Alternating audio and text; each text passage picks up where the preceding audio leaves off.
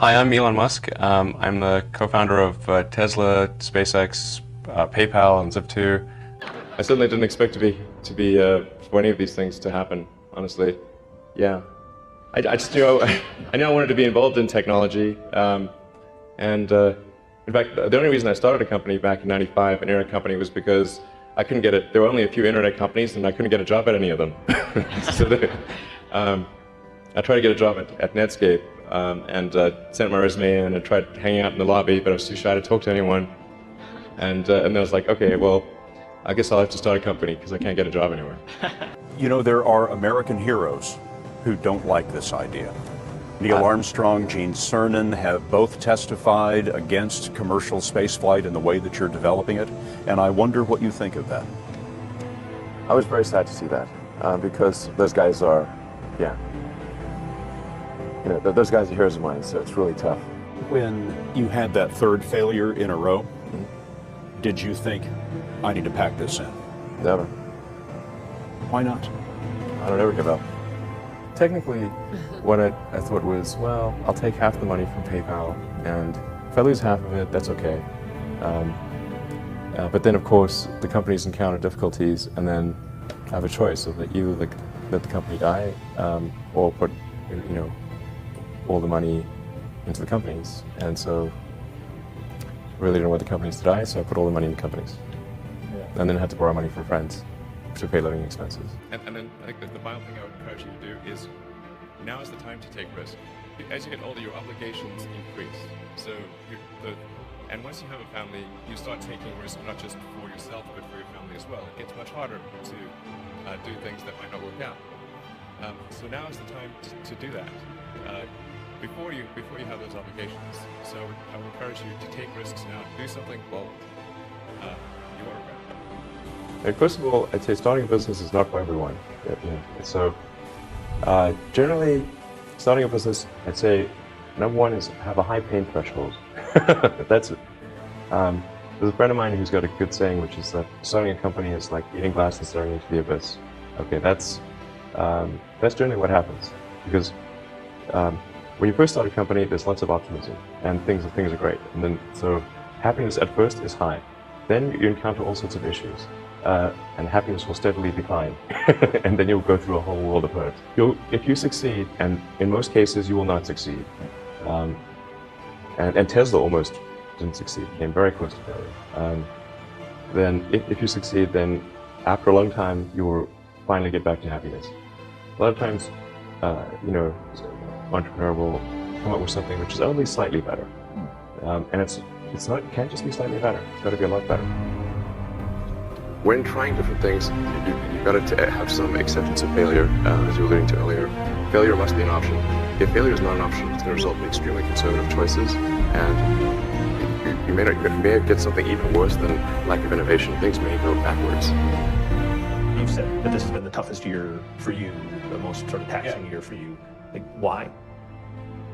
Well, I mean, Tesla really faced a severe threat of death due to the Model 3 production ramp.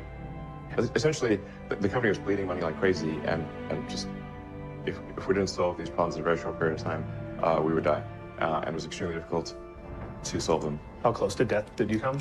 Within single-digit weeks. 22 hours a day? Like how many hours? I was working, so 7 days a week, sleeping in the factory.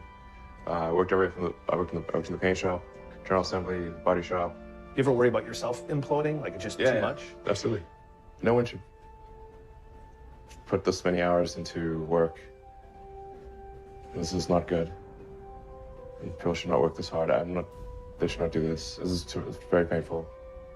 Painful in what sense? It hurts my brain and my heart. So this is not recommended for anyone. I just did it because if I didn't do it, then Tesla, good chance Tesla would die. If you're trying to figure out what others love, but you don't love it, it's really hard to make that great. So when you work on something, if you fall in love with it, that's a good sign.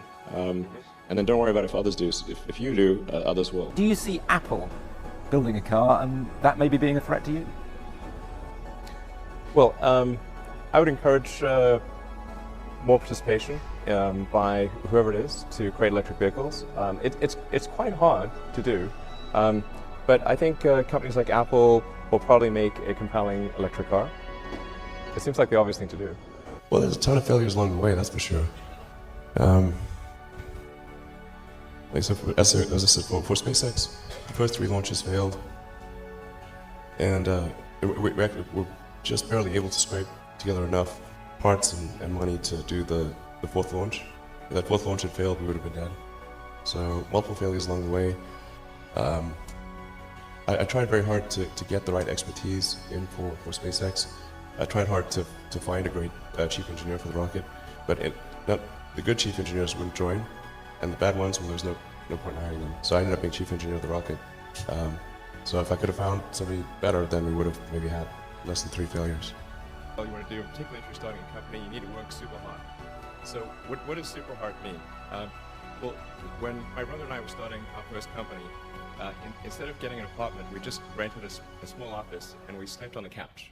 And we showered at the YMCA, and we're so hot up we had just one computer. So the website was up during the day, and I was coding at night, 7 days a week, all the time. There are times when things don't go well, and then that's quite dispiriting for sure.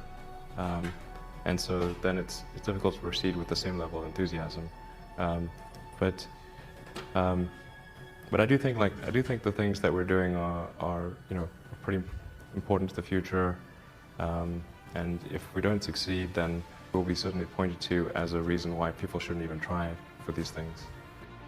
Work hard, I mean, every waking hour. That's the thing I would say, particularly if you're starting a company. And I mean, you can do simple math to say, like, okay, if somebody else is working 50 hours and you're working 100, you'll get twice as much done in the course of a year as the other company. If you're in a race, don't worry about what the other runners are doing. Yeah. Just run. You can train yourself to pay attention to the tiny details. I think almost anyone can. Although this is very much a double-edged sword, because then you see all the little details, and then the little things drive you crazy.